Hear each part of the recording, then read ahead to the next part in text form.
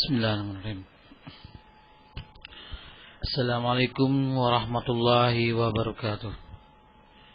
Innal hamdalillah nahmaduhu wa nasta'inuhu wa nastaghfiruh wa na'udzu billahi min shururi anfusina wa sayyiati a'malina. May yahdihillahu fala mudilla lahu wa may yudlilhu falan tajida lahu waliyyan mursyida. Wa asyhadu an la ilaha illallah wahdahu la syarika lah wa asyhadu anna Muhammadan abduhu wa rasuluhu la nabiyya ba'dahu. Amma ba'd. Kaum muslimin wal muslimat, para pendengar radio dakwah salafiyah rahimani wa rahimakumullah jami'ah. Alhamdulillah, pada kesempatan pagi hari ini yakni hari Sabtu 24 Zulqa'dah 1432 Hijriah, kita bisa dipertemukan kembali di udara di frekuensi 107,7 FM Radio Dakwah Salafiyah Banjarsari yang dipancar luaskan dari Komplek Pondok Pesantren An-Nur Al-Asari, Kedung Kendal, Sindang Sari, Banjarsari, Ciamis, Jawa Barat. Yang mana insyaallah taala pada pagi hari ini kita akan mendengarkan lanjutan kajian yang akan dibawakan oleh Al-Ustadz Abu Abdillah Sofyan hafidhahullahu ta'ala. Bagi antum yang ingin mengikuti kajian ini dengan seksama, kami persilahkan untuk mempersiapkan segala sesuatunya. Bagi antum yang mempunyai pertanyaan-pertanyaan seputar materi kajian ini atau seputar syariat yang lainnya, kami persilahkan untuk mengirimkannya ke kami di 085353020304. 085353020304. Dan sekarang kita langsung aja kepada beliau, Al-Ustadz Abu Abdillah Sofyan hafizahullahu ta'ala. Kepadanya kami persilakan.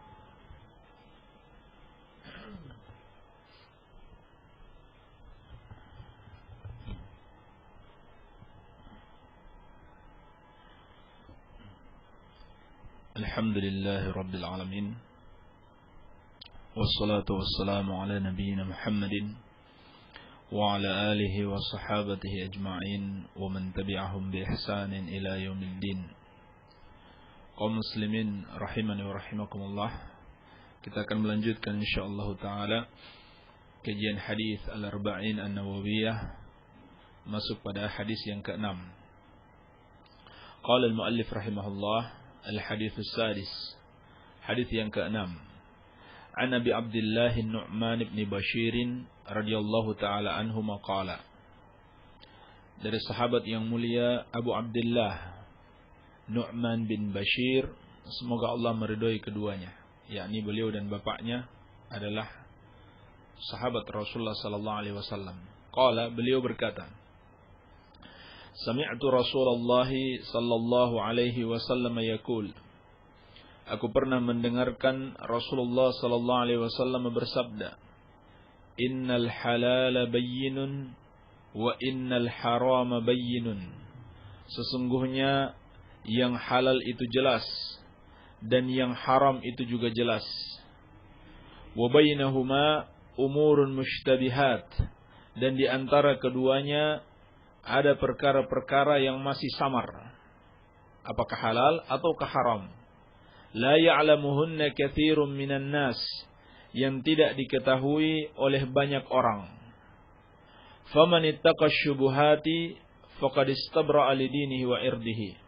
Maka barang siapa yang menjaga dirinya dari hal-hal yang samar tersebut, maka berarti dia telah menjaga agama dan kehormatannya. Wa man waqa'a fi syubuhati waqa'a fil harami. Dan orang yang tidak menjaga dirinya dari syubhat, dia melakukan hal-hal yang syubhat yang masih samar-samar tersebut, maka berarti dia telah terjatuh kepada perkara yang haram. Karra'i yar'a haulal hima, sebagaimana seorang gembala yang menggembalakan hewan-hewan gembalaannya di sekitar daerah larangan, daerah gembalaan orang lain yang dilarang untuk dimasuki. Yushiku an yaqa'a fihi, maka hampir-hampir saja dia terjatuh ke dalam daerah larangan tersebut. Ala wa inna likulli malikin hima. Ketahuilah, sesungguhnya setiap raja itu memiliki daerah larangan. Ala wa inna himallahi maharimuhu. Maka ketahuilah, sesungguhnya larangan Allah Subhanahu wa ta'ala adalah apa-apa yang Allah Subhanahu wa ta'ala haramkan. Ini daerah larangan Allah. Ala wa inna fil jasadi mudghah. Ketahuilah, sungguh di dalam hati itu ada segumpal daging. Wa idza salahat salahal jasadu kulluh. Sesungguhnya di dalam jasad itu ada segumpal daging. Idza salahat salahal jasadu kulluhu. Apabila ia baik, maka seluruh jasad akan ikut baik. Wa idza fasadat fasadal jasada kulluhu ala wahiyal qalb. Dan apabila dia rusak, maka rusak seluruh jasadnya. Ketahuilah bahwa itu adalah hati. Rawahul Bukhari dan Muslim. Diriwayatkan oleh Al-Imam Al-Bukhari dan Imam Muslim. Inilah hadis yang ke-6. Hadis Abu Abdullah An-Nu'man bin Bashir radhiyallahu ta'ala anhuma. Hadis ini adalah salah satu hadis yang sangat penting di dalam menjelaskan kepada kita tentang ajaran-ajaran Islam. Sampai kata Imam Ahmad rahimahullahu ta'ala, salah satu ahadis yaduru alaiha al-Islam. Ada 3 hadis di mana Islam itu beredar di atasnya. Yang pertama, hadis Umar tentang innamal a'malu binniyat. Hadis yang pertama, alhamdulillah sudah kita bahas. Kemudian yang kedua, hadis Aisyah Ummul Mukminin radhiyallahu anha tentang man amila amalan laisa alaihi amruna fahuwa raddun. Barang siapa yang mengerjakan suatu amal yang tidak kami perintahkan, maka amalan itu tertolak. Ini juga telah kita bahas pada hadis yang kelima. Kemudian yang ketiga, hadis An-Nu'man bin Bashir. Hadis ini, hadis yang sedang kita bahas ini. Kata Imam Ahmad rahimahullah, keseluruhan ajaran Islam beredar pada 3 hadis ini. Adapun Al-Imam Abu Daud As-Sijistani rahimahullah, penulis kitab As-Sunan, beliau menambahkan satu lagi, yaitu hadis Ad-Dinun Nasihah, sebagaimana insyaallah ta'ala akan kita bahas pada hadis yang ke-7. Jadi ini 4 hadis dari ucapan para ulama. Ini 4 hadis di mana ajaran Islam, hakikat ajaran Islam seluruhnya beredar pada 4 hadis ini. Menunjukkan bahwasannya hadis ini adalah hadis yang sangat penting, perlu kita perhatikan, perlu kita pelajari agar kita mendapatkan bimbingan dari Rasulullah sallallahu alaihi wasallam yang terkandung di dalam hadis ini. Hadis yang mulia ini diriwayatkan dari sahabat yang mulia Abu Abdullah An-Nu'man bin Bashir bin Sa'ad bin Tha'labah radhiyallahu anhuma, semoga Allah meridhoi beliau dan bapaknya. Bapaknya Bashir bin Sa'ad juga adalah seorang sahabat Rasulullah sallallahu alaihi wasallam. Jadi bapak dan anaknya keduanya adalah sahabat Rasulullah sallallahu alaihi wasallam. Berasal dari suku Khazraj, yakni dari kaum Ansar yang mendiami kota Madinah sebelum kedatangan Rasulullah sallallahu alaihi wasallam. Beliau lahir pada tahun kedua Hijriah. Kalau begitu beliau meninggal, Rasulullah sallallahu alaihi wasallam meninggal, beliau baru berumur 11 tahun. Karena Rasulullah SAW meninggal pada tahun ke-13 Hijriah. Ya. Tahun ke-10 Hijriah ya. Tahun ke-10 Hijriah.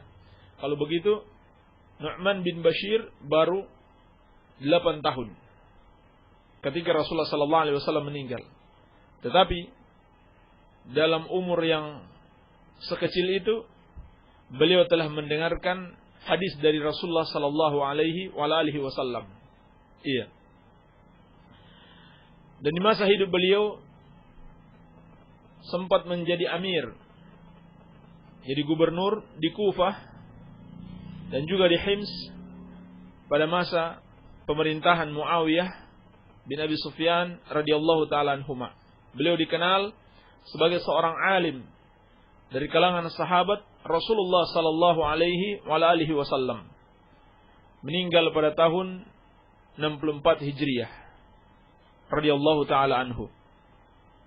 Inilah salah satu hadis yang diajarkan oleh sahabat yang mulia Abu Abdullah An-Nu'man bin Bashir radhiyallahu anhuma kepada umat ini. Beliau berkata, "Sami'tu Rasulullah sallallahu alaihi wasallam yaqul." Aku mendengar Rasulullah sallallahu alaihi wasallam bersabda, "Innal halala bayyinun wa innal harama bayyinun." Sesungguhnya yang halal itu jelas dan yang haram itu juga jelas. Wa bainahuma umurun mushtabihat la ya'lamuhunna katsirun minan nas. Dan di antara keduanya, di antara halal dan haram ada perkara-perkara yang belum jelas, di mana kebanyakan orang tidak mengetahui hal tersebut, tidak mengetahui jelas apa hukumnya halal atau haram. Maka dalam hadis ini Rasulullah sallallahu alaihi wasallam menjelaskan kepada kita annal asya' tanqasimu ila thalathati aqsam. Ini pelajaran yang pertama, bahwasannya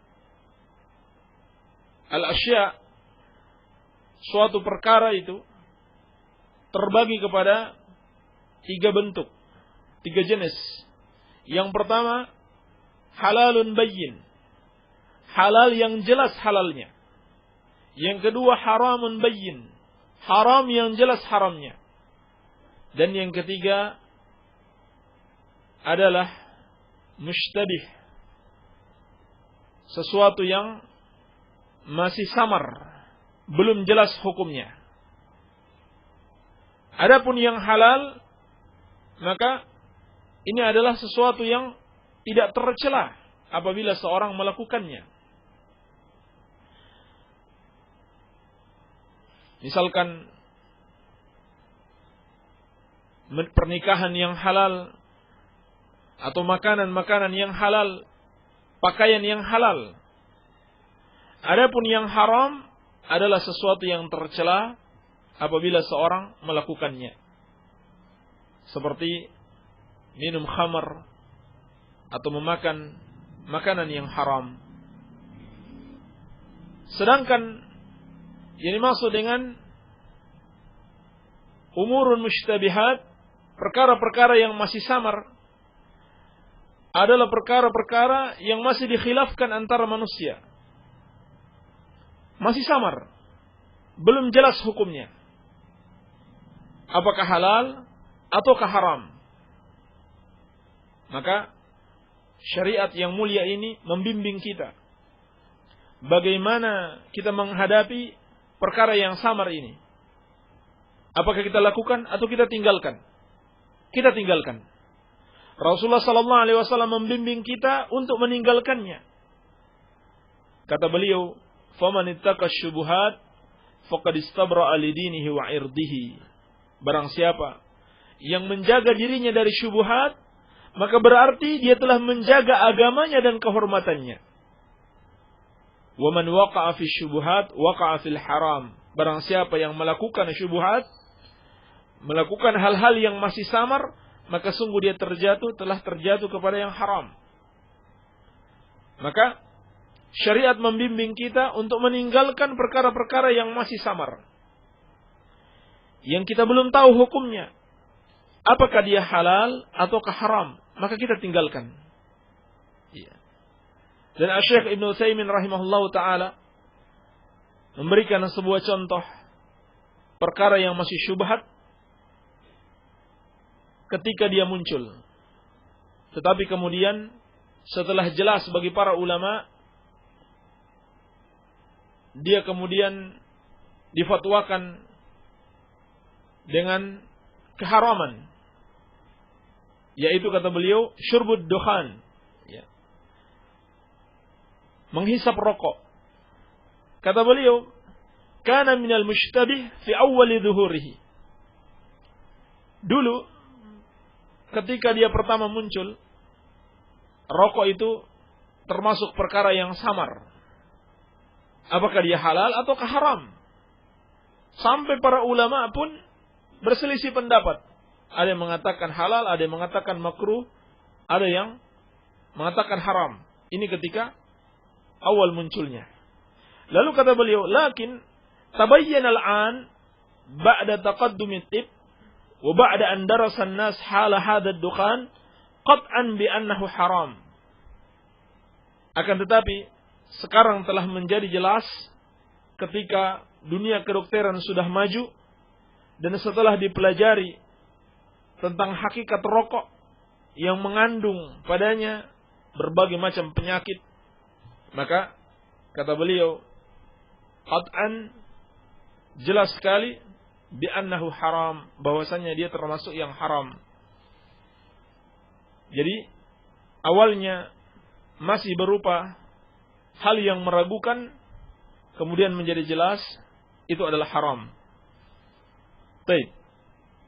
Kemudian beliau menjelaskan sebab-sebab adanya perkara yang masih samar ini. Yang pertama, qillatul ilm. Karena kurangnya ilmu. Karena kurangnya ilmu seseorang, maka banyak perkara yang menjadi samar dalam dirinya. Banyak hukum-hukum yang menjadi samar, apakah halal ataukah haram. Maka disinilah pentingnya menuntut ilmu, sehingga jelas mana yang halal, yang boleh kita lakukan, dan mana yang haram. Yang kedua, qillatul faham, kurangnya pemahaman. Terkadang seorang menghafal Al-Quran, menghafal hadis, tetapi kurang pemahaman, sehingga menjadi samar baginya banyak masalah. Padahal dia sudah tahu dalilnya, tetapi karena tidak memahami, maka dia tidak menjadi jelas akan berbagai masalah. Kemudian yang ketiga, at-taqsir fit tadabbur, kurang di dalam mentadabburi atau mengkaji, tidak mau bersusah payah di dalam membahas suatu permasalahan. Maka banyak masalah menjadi samar atas dirinya. Kemudian yang keempat, kata beliau, yang paling jelek adalah su'ul qasdi, buruknya niat. Yakni seorang di dalam mempelajari Al-Quran wa Sunnah bukan untuk mencari kebenaran, tetapi justru untuk mendukung semua pendapatnya atau semua pendapat kelompoknya, bukan untuk mencari kebenaran. Jadi dia mencari-cari dalil untuk mendukung pendapatnya. Maka inilah sebab-sebab yang menghalangi seseorang dari mengenal kebenaran, mengenal yang halal dan mengenal yang haram. Tetapi kata beliau, wa hadzal ishtibah la yakunu ala jami'in nas bidalilain. Kesamaran ini tidak terjadi pada seluruh manusia. Jadi tidak semua orang samar atas dirinya berbagai masalah. Para ulama umumnya jelas bagi mereka yang ini halal dan yang ini haram. Dan terdapat dua dalil yang menunjukkan bahwasannya tidak semua perkara itu samar. Di antaranya, yang pertama kata beliau dalam hadis ini, kata Rasulullah sallallahu alaihi wasallam, la ya'lamuhunna katsirun minan nas. Perkara yang samar-samar itu tidak diketahui oleh banyak orang. Berarti masih ada orang yang tahu. Masih ada orang yang tahu. yakni para ulama. Oleh karena itu, penting sekali kita merujuk kepada para ulama di dalam masalah-masalah yang seperti ini yang kita belum jelas. kita belum jelas padanya apakah halal atau haram, rujuk kepada para ulama. Allah Subhanahu wa taala telah berpesan, "Fas'alu ahla dzikri in kuntum la ta'lamun." Maka bertanyalah kepada para ulama kalau kalian tidak mengetahuinya. Dalil yang kedua kata beliau dari makna bahwasannya andaikan semua nususul Quran was sunnah, semua teks hadis Al-Quran dan As-Sunnah itu samar, tidak jelas di dalam menjelaskan yang halal dan haram, maka kalau begitu tidak ada yang akan mengetahui hukum syariat. Maka kesimpulannya, perkara-perkara yang syubhat ini bukan maksudnya samar bagi semua orang, tetapi hanya bagi sebagian orang saja. Dikarenakan sebab-sebab yang telah beliau jelaskan tadi, yaitu 4 sebab: kurangnya ilmu, kurangnya pemahaman, kurang di dalam meneliti, dan juga buruknya niat. Baik. Pelajaran yang berikutnya yang bisa kita petik dari hadis ini adalah tidak mungkin di dalam syariat ini ada sesuatu yang tidak diketahui oleh semua orang. Ini dari sabda Rasulullah sallallahu alaihi wasallam, la ya'lamuhunna katsirun minan nas. Bahwasannya perkara-perkara syubhat itu tidak diketahui oleh banyak orang. Menunjukkan sebaliknya juga. Tidak mungkin seluruh perkara syariat tidak diketahui oleh semua orang. Jadi mesti ada orang-orang tertentu, yakni para ulama, yang mengetahui sebagian masalah dan sebagian lagi tidak mengetahui masalah tersebut.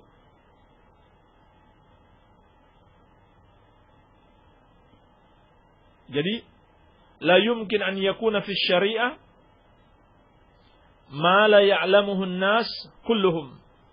Tidak mungkin dalam syariat ini bagian yang tidak diketahui oleh manusia. Jadi mesti ada orang-orang tertentu yang benar-benar mengetahui syariat, walaupun dia tidak bisa mengetahui semuanya. Baik. Kemudian pelajaran yang berikutnya yang bisa kita petik dari hadis ini, al-hathu 'ala ittiqa'i syubhat. Dorongan untuk menjaga diri dari perkara-perkara yang samar. Jadi hendaklah kita berhati-hati di dalam melalui kehidupan ini. Kalau kita berhadapan dengan perkara-perkara yang masih samar, belum jelas bagi kita apakah dia halal ataukah haram, maka kita tinggalkan. Jaga diri kita. Jangan sampai kita terjatuh kepada yang haram. Pelajaran yang berikutnya, annal waqi'a fi syubuhat waqi'un fil haram. Bahwasannya orang yang tidak menjaga diri dari syubhat, dia menerjang hal-hal yang masih samar tersebut, maka dia telah terjatuh kepada yang haram. Sebab Nabi sallallahu alaihi wasallam bersabda, "Man waqa'a fi syubuhat waqa'a fil haram." Barang siapa yang melakukan perkara yang masih samar tersebut, maka berarti dia telah terjatuh kepada hal yang haram. Kenapa? Li'annahu lam yastabri li dinihi. Karena dia tidak menjaga dirinya. Karena dia tidak menjaga dirinya, yakni agamanya dan kehormatannya. Karena Nabi sallallahu alaihi wasallam mengatakan, "Faman ittaqa syubuhat faqad istabra'a li dinihi wa 'irdihi." Barang siapa yang menjaga dirinya dari yang syubhat yang masih samar tersebut, maka berarti dia telah menjaga agama dan kehormatannya. Oleh karena itu, orang yang menerjang syubhat, yang melakukan perkara yang masih samar, dia telah terjatuh kepada yang haram karena dia tidak menjaga agama dan kehormatannya.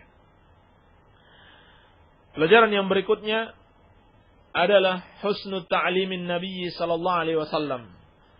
Baiknya pengajaran Rasulullah sallallahu alaihi wasallam. Wadhalika bidarbil amthalil mahsusa litatabayyana biha al-ma'ani al-ma'qulah, yaitu dengan memberikan perumpamaan-perumpamaan yang biasa disaksikan oleh panca indera manusia agar menjadi jelas makna-makna yang dapat dipahami oleh akal. Di sini Rasulullah sallallahu alaihi wasallam menggambarkan orang yang melakukan perkara-perkara yang syubhat, yang masih samar, karra'i yar'a haulal hima, bagaikan seorang penggembala yang menggembala di sekitar daerah larangan. Jadi Rasulullah sallallahu alaihi wasallam berikan perumpamaan dengan sebuah perumpamaan yang biasa dilihat oleh para sahabat. Maka ini menunjukkan bagusnya pengajaran Rasulullah sallallahu alaihi wasallam. Kata beliau, orang yang menerjang perkara syubhat yang masih belum jelas apakah itu halal atau haram, dia bagaikan penggembala yang menggembala di sekitar daerah larangan, yushiku an yarta'a fihi.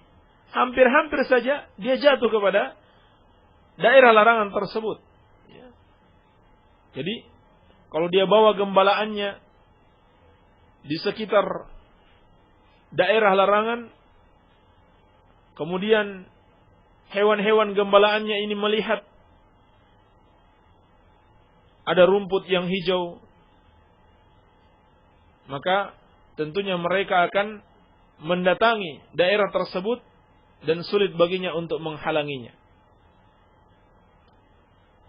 Ini juga sebagaimana firman Allah Subhanahu wa taala, "Wa tilkal amsalu nadribuha lin-nas wa ma ya'qiluha illa al-'alimun." Itulah perumpamaan-perumpamaan yang kami berikan kepada manusia dan tidak ada yang memahaminya kecuali orang-orang yang alim, orang-orang yang berilmu. Maka ini menunjukkan bagusnya pengajaran Rasulullah sallallahu alaihi wasallam. Akan tetapi, apakah hadis ini membolehkan seseorang membuat daerah larangan pada suatu padang yang luas misalkan, kemudian dia membuat daerah larangan, gembalaan orang lain tidak boleh masuk ke padang ini? Maka ulama menjelaskan bukan itu yang dimaksud oleh Rasulullah sallallahu alaihi wasallam. Tetapi di sini cuma sekedar menjelaskan sesuatu yang pernah terjadi. Sama dengan sabda Nabi sallallahu alaihi wasallam, "La tarkabunna sunana man kana qablakum." Kalian benar-benar akan mengikuti kebiasaan buruk orang-orang sebelum kalian. Ini bukan berarti membenarkan perbuatan tersebut. Demikian pula hadis ini bukan berarti Rasulullah sallallahu alaihi wasallam membenarkan tanpa ada pengecualian terhadap orang-orang yang membuat daerah larangan sehingga gembalaan orang lain tidak bisa masuk ke tempatnya. Tetapi di sini ada perincian. Yang pertama, kalau dia buat daerah larangan tersebut khusus untuk dirinya dan untuk hewan-hewannya saja, maka ini haram. Maka ini haram. Sebab Nabi sallallahu alaihi wasallam bersabda, "Al-muslimuna syuraka fi thalathatin, fil kala'i wal ma'i wan nar." dalam hadis yang diriwayatkan Al-Imam Abu Daud, bahwasannya Rasulullah sallallahu alaihi wasallam bersabda, kaum muslimin itu berserikat dalam 3 perkara. Rumput, air dan api. Rumput, air dan api. Yakni tidak boleh ada yang menguasai kepemilikan umum untuk dirinya sendiri. Harus dibagi-bagi. Baik. Adapun untuk yang kedua, kalau dia membuat daerah larangan tersebut dikhususkan untuk kaum muslimin atau hewan-hewan sedekah atau hewan-hewan yang digunakan untuk berjihad di jalan Allah Subhanahu wa taala, tidak dia khususkan untuk dirinya sendiri, maka boleh. Maka hal ini dibolehkan. Baik. Ini di antara faedah yang bisa dipetik dari hadis ini. Insyaallah taala masih banyak pelajaran yang lain yang bisa kita petik dari hadis ini. Kita akan lanjutkan pada kesempatan berikutnya insyaallah taala. Barangkali ini yang bisa kita sampaikan, semoga ada manfaatnya. Wabillahi taufik walhamdulillahirabbil alamin. Kaum muslimin wal muslimat, para pendengar Radio Dakwah Salafiyah rahimani wa rahimakumullah jami'ah. Alhamdulillah, barusan kita telah mendengarkan penjelasan dari hadis Arba'un Nawawiyah, hadis yang ke-6, yakni sesungguhnya yang halal jelas dan yang haram juga sudah jelas. Mudah-mudahan kita bisa mengambil manfaat, mengambil faedah dari apa yang telah kita ikuti. Dan sekarang kita langsung aja menginjak kepada pembahasan mengenai pertanyaan-pertanyaan yang masuk ke redaksi kami. Bagi antum semua yang mempunyai pertanyaan-pertanyaan seputar materi kajian ini atau seputar syariat yang lainnya, kami persilahkan untuk mengirimkannya ke kami di 085353020304, 085353020304. Atau bisa juga mengirimkannya melalui surat alamat kami, yakni Pondok Pesantren An-Nur Al-Asari, Kedung Kendal, Sindang Sari, Banjarsari, Ciamis, Jawa Barat. Dan sekarang kita langsung aja kepada beliau, Al-Ustadz Abu Abdillah Sofyan Hafidahullah Ta'ala. Kepadanya kami persilakan.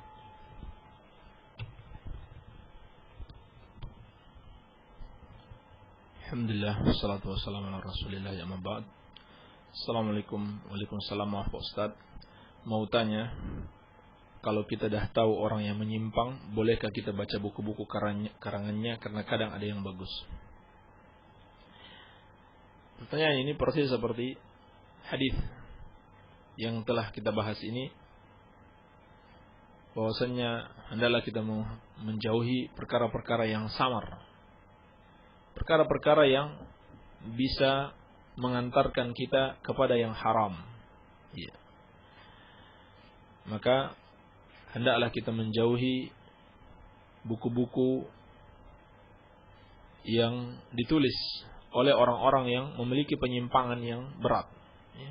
Penyimpangan-penyimpangan dalam akidah, penyimpangan-penyimpangan dalam manhaj, karena bisa jadi kita terpengaruh dengan buku-buku tersebut tanpa kita sadari.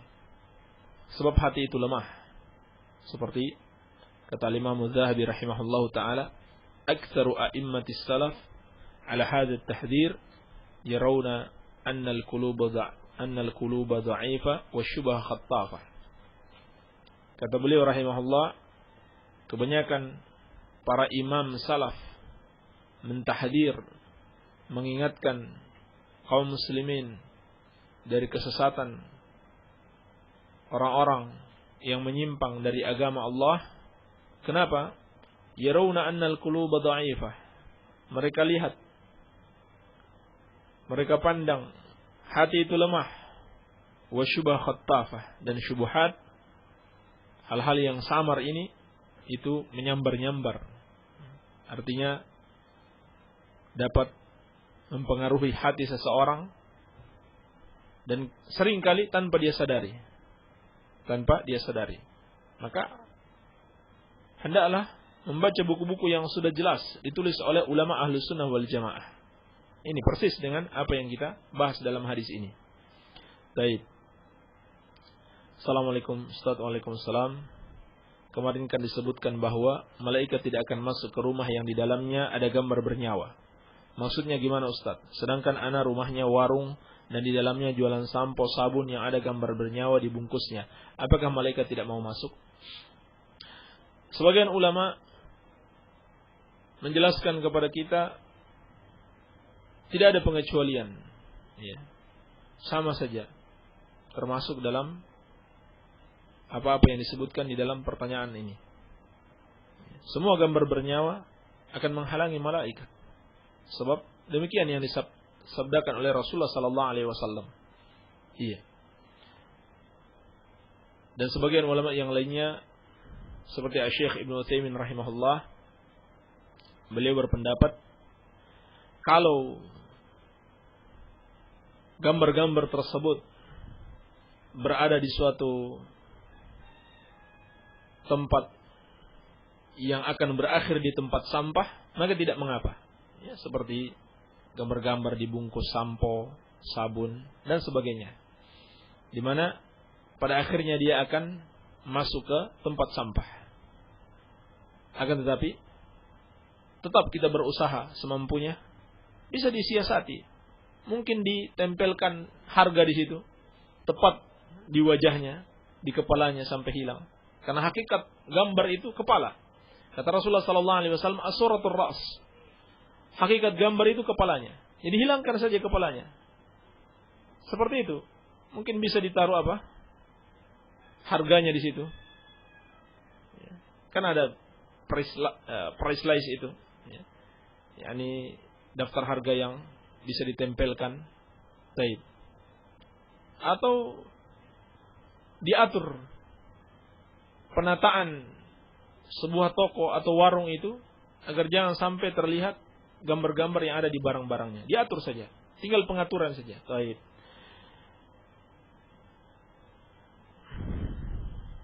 Ustaz, ada pengajian dengan yang ibu-ibu hadir di hijab. Tapi sebelum masuk pada materi yang dibahas, didahului ibu-ibu membaca ayat-ayat Al-Quran. Kemudian membaca surat-surat pendek. Pertama dibaca bareng oleh semua yang hadir. Kemudian kalau ada tambahan surat, ustadznya dulu satu ayat. Kemudian diikuti oleh ibu-ibu yang hadir. Sampai surat yang ditentukan. Dan diperdengarkan kepada ustadznya. Apa boleh ustadz hal yang semacam itu? Bukannya sama dengan memperdengarkan suara wanita secara langsung meski memakai hijab. Ya, kita nasihatkan untuk menghindari yang seperti ini. Karena bisa mengantarkan kepada fitnah. Kepada cobaan dan godaan antara laki-laki dan wanita. Wallahu a'lam. Afwan Ustaz, kayaknya pertanyaan saya kayaknya sudah dijawab, tapi mati lampu. Bagaimana cara memandikan mayit bukan mahramnya? Soalnya di kampung saya dibarengi dengan amil. Apakah boleh? Ini sudah kita jawab kemarin, ini tidak boleh. Kalau laki-laki memandikan wanita, kecuali suami istri. Tidak boleh laki-laki memandikan wanita, sebaliknya wanita tidak boleh memandikan laki-laki kecuali suami istri. Iya. Tetapi harus dimandikan oleh laki-laki apabila jenazah itu laki-laki, dan sebaliknya apabila jenazah itu perempuan dimandikan oleh perempuan. Baik, alhamdulillah RDS masih mengudara di Garut. Alhamdulillah.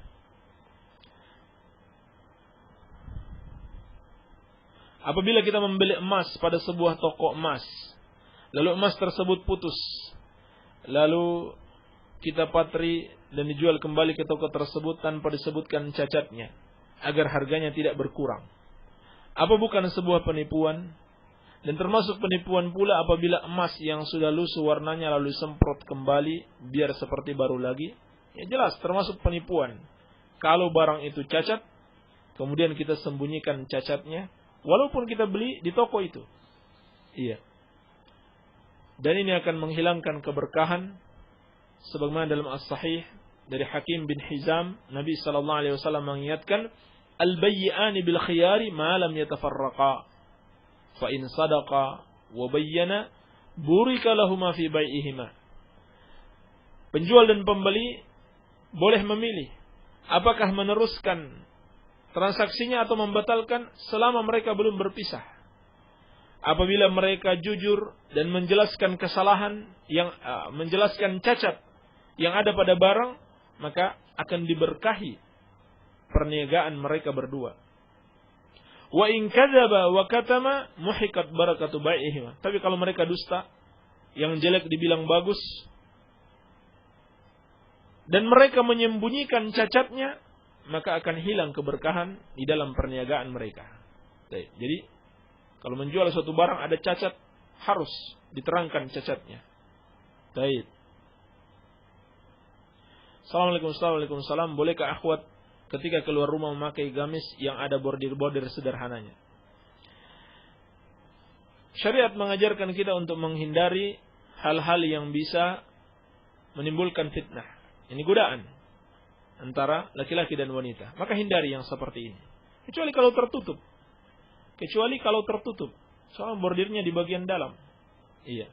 Ketika dia berjalan di tempat yang memungkinkan dilihat laki-laki, tertutup. Atau dia berjalan pada malam hari dalam keadaan yang gelap, maka tidak mengapa seperti ini. Ya. Tapi kalau bisa dilihat oleh orang, oleh laki-laki, maka tidak dibolehkan. Assalamualaikum warahmatullahi wabarakatuh. Pak Ustaz mau tanya, mana yang ada contoh dari Rasul subhanallahi wa bihamdi, subhanallahil azim, atau subhanallah alhamdulillah la ilaha illallah allahu akbar? Boleh saja, kedua-duanya boleh kita ucapkan sebagai zikir yang mutlak kapan saja kita ucapkan. Assalamualaikum warahmatullahi wabarakatuh. Ustaz, apa arti hayyun mawjud yang biasa dibaca sebelum zikir sesudah salat 5 waktu? Fakhri Ciamis. Hayyun yang maha hidup, mawjud yang berwujud. Tetapi kita tidak tahu dalil. Apa ada dalilnya dibaca setelah zikir, setelah salat 5 waktu? Wallahu alam. Hendaklah kita menghindari amalan-amalan yang belum kita yakin berdasarkan dalil. Ustaz, kalau setiap umat ada seorang nabi dan rasul diutus, lalu bagaimana dengan zaman fatrah? Hakikatnya zaman fatrah adalah zaman Nabi Isa alaihissalam. Adalah zaman syariatnya Nabi Isa alaihissalam. Tetapi ulama kita menjelaskan, bisa saja ada orang-orang tertentu yang tidak sampai risalah Rasul kepadanya. Ya. Mungkin karena sudah terlalu banyak penyimpangan ajaran-ajaran Rasul yang dilakukan oleh manusia, sehingga tidak sampai lagi kepadanya. Demikian pula kalau dia tinggal di suatu tempat yang sangat terpencil, atau mungkin dia hidup bersama Rasul tersebut, tapi dia tuli, nggak bisa mendengar, juga nggak bisa membaca, atau tidak bisa memahami kata-kata, ya, bisu dan sebagainya. Maka orang-orang seperti ini akan diuji pada hari kiamat. Akan diutus kepada mereka Rasul. Kalau mereka ikuti, maka mereka akan dianggap sebagai orang-orang yang beriman, dan sebaliknya kalau mereka ingkari, mereka digolongkan kepada orang-orang kafir. Demikian, ya, orang-orang yang hidup di masa fatrah yang memang tidak pernah mendengarkan ajaran para rasul sampai kepada mereka. Baik. Akhillah, bulan Dzulhijjah akan segera tiba. Berikanlah faedah-faedah yang berkaitan dengan kemuliaan bulan tersebut, tentang hajinya, kaifiyah kurban. Barakallahu fiikum wa fiikum barakallah. Insyaallah taala akan ditayangkan kajian-kajian yang berhubungan dengan hal tersebut, dan sudah ditayangkan sebagiannya. Bagaimana membantah pernyataan ini? Kegiatan-kegiatan bid'ah atau syirik telah ada dalam sejarahnya jauh sebelum orang-orang itu lahir. Yani dai-dai ahlus sunnah zaman ini atau di masing-masing zaman. Dai-dai itu berbicara omong kosong. Kesyirikan itu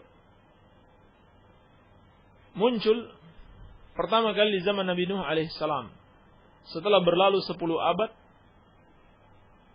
manusia seluruhnya berada di atas tauhid, sebagaimana dalam riwayat Bukhari. Adapun kebid'ahan pertama kali muncul adalah bid'ah Khawarij, yaitu di zaman Ali bin Abi Thalib radhiyallahu anhu. Maka apa yang dilakukan para nabi ketika muncul kesyirikan? Allah utus para nabi dan rasul untuk mengajak manusia kembali kepada tauhid. Apa yang dilakukan para ulama ketika muncul bid'ah? mereka memperingatkan umat akan bahaya kebid'ahan tersebut. Bagaimana bisa dikatakan itu omong kosong? Sedangkan para nabi dan rasul berdakwah kepada tauhid, memberantas kesyirikan. Demikian pula para sahabat dan orang-orang yang mengikuti mereka dengan baik sampai hari kiamat juga memberantas kebid'ahan dan kesyirikan. Baik. Assalamualaikum warahmatullahi wabarakatuh. Tolong jelaskan kalimat takdir hanya bisa diubah dengan doa. Doa bisa menebus bencana dan mendulang rahmat. Arianto Cipari. Dijelaskan oleh Syekh Ibnu Utsaimin rahimahullahu taala, maksud dari hadis doa dapat merubah takdir itu bukan berarti perubahan tersebut bukan merupakan bagian dari takdir Allah. Tetapi kata beliau, orang yang berdoa dan dirubahnya takdir karena doanya, itu juga bagian dari takdir Allah Subhanahu wa taala. Itu juga bagian dari takdir Allah Subhanahu wa taala. Iya. Sebab seorang tidak mengetahui takdirnya sebelum takdir itu terjadi. Maka kita berdoa. Kita selalu berdoa kepada Allah agar diberikan hidayah. Karena kita tidak tahu apakah Allah akan menjadikan kita sebagai orang yang termasuk penghuni neraka atau penghuni surga. Kita tidak tahu. Maka kita selalu berdoa kepada Allah agar diberikan hidayah. Iya. Dan jangan kita mengira takdir itu dirubah berarti keluar dari takdir, tidak. Bukan itu maksudnya. Tidak keluar dari takdir. Perubahan takdir itu pun bagian dari takdir. Demikian yang dijelaskan oleh Syekh Ibnu Utsaimin rahimahullahu taala. Assalamualaikum, bagaimana kaifiyah zikir setelah salat maghrib? Apakah setelah salat sunnah atau sebelum salat sunnah? Apakah zar atau sir? Sebelum salat sunnah. Dan dilakukan dengan sir. Baik. Assalamualaikum warahmatullahi wabarakatuh. Bagaimana dengan usaha saya sebagai reparasi televisi, sedangkan acara-acara TV tidak mendidik? Apakah harus cari pekerjaan lain? Cari pekerjaan lain. Sebab telah dimaklumi bersama, siaran-siaran televisi kebanyakan atau mungkin semuanya mengandung kemaksiatan. Ya. Sampai acara dakwah pun kadang-kadang diselingi dengan iklan-iklan yang berbau maksiat. Dan dakwah itu sendiri kadang-kadang bukan dakwah kepada pintu-pintu surga, tetapi dakwah kepada pintu-pintu neraka. Ya. Dakwah mengajarkan syirik dan bid'ah. Jadi, kalau kita bekerja dalam bidang seperti ini sama saja ta'awun. Ya, tolong menolong. Maka cari pekerjaan lain, insyaallah ta'ala masih banyak pintu-pintu rezeki yang lebih berkah. Baik. Assalamualaikum waalaikumsalam Pak Ustadz. Ada seorang suami bilang anjing pada istrinya, jatuh talaknya, mohon dijelaskan hari ini. Lafaz talak itu ada yang sharih dan ada yang ghairu sharih. Ada yang tegas dan ada yang tidak tegas. Adapun yang tegas, kalau dia mengatakan saya ceraikan kamu, maka jatuh talaknya. Tetapi yang tidak tegas, seperti misalkan silakan pulang ke rumah orang tuamu, atau lafaz yang seperti ini, maka tergantung maksudnya. Tergantung maksudnya. Ya. Kalau memang lafaz makian seperti ini biasa digunakan untuk menceraikan dan memang dia bermaksud untuk menceraikan, maka jatuh. Jika tidak, maka tidak. Baik, dan tentunya ini adalah ucapan yang sangat tercela. Assalamualaikum waalaikumsalam. Malaikat tidak akan masuk rumah. Oh, ini sudah dijawab tadi. Apakah termasuk sum'ah apabila kita menyebutkan sebuah kebaikan baik yang ada pada diri sendiri atau pada orang lain dengan tetap menjaga niat supaya tidak terjatuh pada perbuatan sum'ah? Dan apakah tidak termasuk sifat yang ingin terpuji apabila kita mendukung sebuah kebaikan baik dengan kata-kata atau sikap sementara tetap menjaga niat yang ikhlas karena Allah? Ini kembali kepada niatnya. Apakah dia menyebutkan kebaikan itu untuk sebagai pelajaran, ataukah untuk membanggakan diri agar mendapatkan pujian? Kembali kepada niatnya. Iya. Kembali kepada niat yang ada dalam hatinya.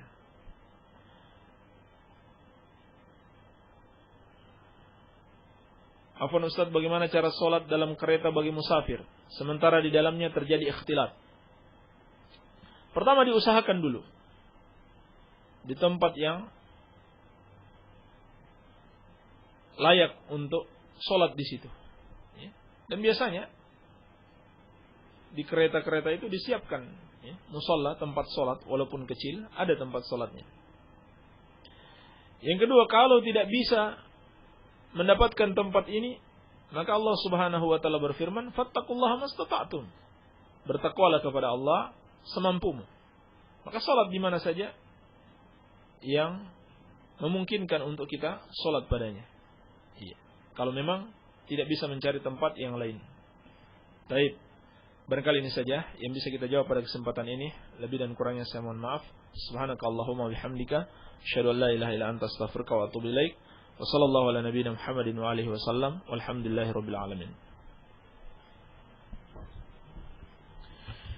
Kaum muslimin wal muslimat, para pendengar Radio Dakwah Salafiyah rahimani wa rahimakumullah jami'ah. Alhamdulillah, pembahasan mengenai materi kajian sudah selesai. Pembahasan pertanyaan-pertanyaan juga sudah selesai. Maka dengan ini berakhir pula perjumpaan kita pada pagi hari ini. Kurang lebihnya kami mohon maaf, dan mudah-mudahan kita bisa mendapatkan manfaat dan faedah dari apa yang telah kita ikuti. Tapi sebelumnya di sini sebelum kami tutup, di sini ada pengumuman dari panitia pengajian akbar. Bismillahirrahmanirrahim. Bismillah, hadirilah pengajian akbar sikap rakyat terhadap pemerintah untuk pria dan wanita di Masjid Agung Darussalam Purbalingga bersama Al-Ustadz Luqman Ba'abdu Hafidahullah, yakni hari Ahad 23 Oktober 2011 jam 9.30. Dan ini bisa didengarkan juga di 101,4 FM Radio Al-Mansurah. Ulangi, hadirilah pengajian akbar sikap rakyat terhadap pemerintah untuk pria dan wanita di Masjid Agung Darussalam Purbalingga bersama Al-Ustadz Luqman Ba'abdu hari Ahad 23 Oktober 2011 jam 9.30 sampai dengan selesai. Bagi antum yang berdomisili dekat dengan daerah tersebut atau ingin mengikuti kajian tersebut, kami persilahkan untuk hadir pada waktunya, yakni hari Ahad 23 Oktober 2011 Masehi jam 9.30 sampai dengan selesai. Mungkin ini pengumumannya, dan jazakallahu khairan atas perhatiannya. Wassallallahu nabiyana Muhammad walhamdulillahirabbil alamin. Wassalamualaikum warahmatullahi wabarakatuh.